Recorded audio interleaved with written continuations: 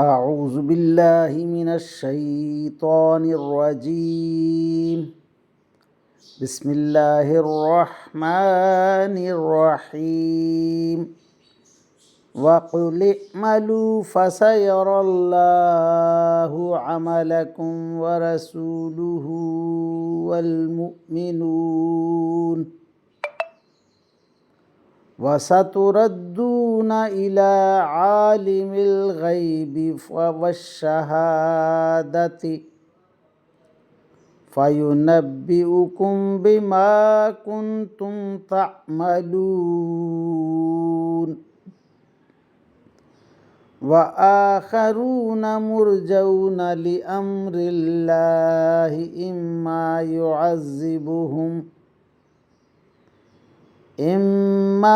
يعذبهم وإما يتوب عليهم والله عليم حكيم.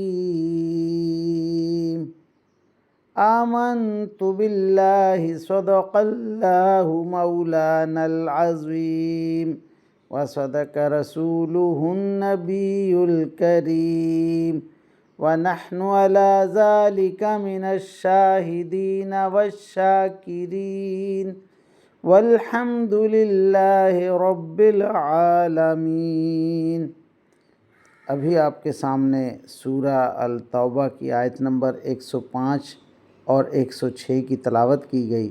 انشاءاللہ کچھ ہی دیر بعد عزت مآب راؤ شاہ نواز صاحب انہی آیات کا ترجمہ، تشریح اور تفسیر بیان فرمائیں گے.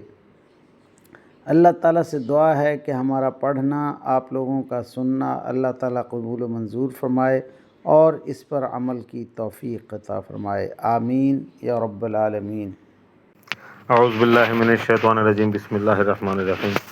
ملتان سے شاہ نواز تمام دوستوں کو السلام علیکم ورحمۃ اللہ وبرکاتہ. دوستان گرامی، آپ کے سامنے سورہ توبہ کی آیت نمبر 105 اور 106 کی تلاوت کی گئی. اب انہی آیات کریمہ کی آسان تشریح ترجمہ مفتی تقی عثمانی کا لکھا ہوا اور تفسیر ابن کثیر سے حاضر خدمت ہے. اللہ تعالیٰ قرآن پاک میں ارشاد فرما رہا ہے، اور ان سے کہو کہ تم عمل کرتے رہو، اب اللہ بھی تمہارے طرز عمل دیکھے گا اور اس کا رسول بھی اور مومن لوگ بھی. پھر تمہیں لوٹا کر اس ذات کے سامنے پیش کیا جائے گا جس کو چھپی اور کھلی تمام باتوں کا پورا علم ہے. پھر وہ تمہیں بتائے گا کہ تم کیا کچھ کرتے رہے ہو، اور جو کچھ اور لوگ ہیں جن کا فیصلہ اللہ کا حکم آنے تک ملتوی کر دیا گیا ہے، یا اللہ ان کو سزا دے گا یا ان کو معاف کر دے گا، اور اللہ کامل علم والا بھی ہے اور کامل حکمت والا بھی. اللہ اکبر. اب ان آیات کریمہ کی آسان تشریح. اس آیت میں اللہ تعالیٰ تنبیہ فرمائی ہے کہ توبہ کے بعد بھی اگر کسی کو بے فکری میں بھی نہیں بیٹھنا چاہیے، بلکہ اپنی آئندہ آنے والی زندگی میں اپنا طرز عمل درست رکھنا چاہیے. عنوان ہوتا ہے اب کہ سینوں کے راز اللہ جانتا ہے. مجاہد رضی اللہ تعالیٰ عنہ کا قول ہے کہ یہ مخالفین امر اللہ کے لیے اللہ کی طرف سے وعید ہے کہ ان کے اعمال اللہ تبارک و تعالیٰ کے سامنے پیش کیے جائیں گے، اور رسول اللہ صلی اللہ علیہ وسلم مومن بھی ہیں، مومن بھی ان کے اعمال ظاہر کیے جائیں گے، اور قیامت کے روز یہ ہونا ضرور ہے جیسا کہ اللہ تعالیٰ نے فرمایا ہے، یعنی بروز قیامت تمہارے اعمال پیش ہوں گے اور کوئی ڈھکی چھپی بات پوشیدہ نہیں رہے گی.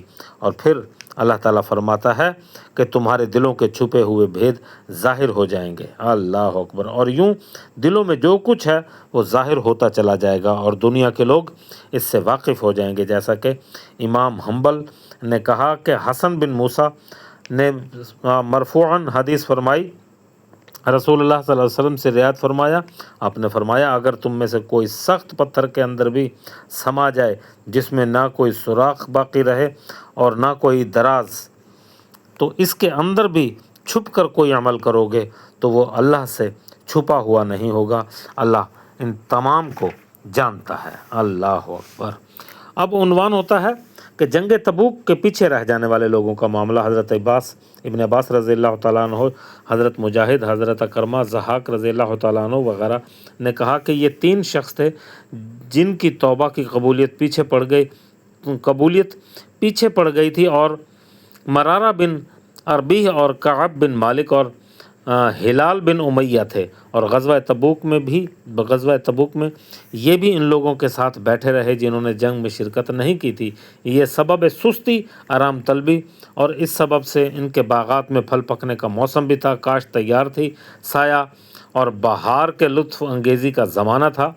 ये कोताही अज़ जंग शक और मुनाफ़िकत की बिना पर नहीं थी। चुनाचा इनमें चंद लोग ऐसे थे जिन्होंने अपने आप को सतूनों से बांध रखा था, जैसे कि अबू लुबाबा और इनके साथी। दूसरे चंद लोगों ने ऐसा ना किया। ये मज़कूरा बाला 3 अशख़ास थे। अबू लुबाबा और इनके साथियों की तौबा तो इन लोगों के से पहले ही कबूल हो चुकी थी, और बाकी लोगों की तौबा कबूलियत तवीक में पड़ गई, यानी तवालत में पड़ गई, हत्ता कि ये आयत नाजिल हुई। अल्लाह अकबर, यानी अल्लाह ने नबी और मुहाजिरीन और अंसार की तौबा कबूल कर ली है। आखिरी आयत तक इन तीनों शख्सों की तौबा भी कबूल कर ली गई जो जंग में पीछे रह गए थे, हत्ता कि इतने वसी दुनिया भी इन पर तंग हो गई थी। अल्लाह अकबर, और कहीं इन्हें पनाह नहीं मिल रही थी। अल्लाह अकबर, अल्लाह अकबर। जैसा कि हज़रत काब बिन मालिक ने इनका भी फरमाया है, यानी तख्त और गफूर रब्बानी में अगर वो चाहें किसी भी जगह पर छुप जाते तो उनको जगह ना मिलती। अल्लाह अकबर। वाखिरु दअवाना अनिल हम्दुलिल्लाहि रब्बिल आलमीन। आमीन या रब्बुल आलमीन।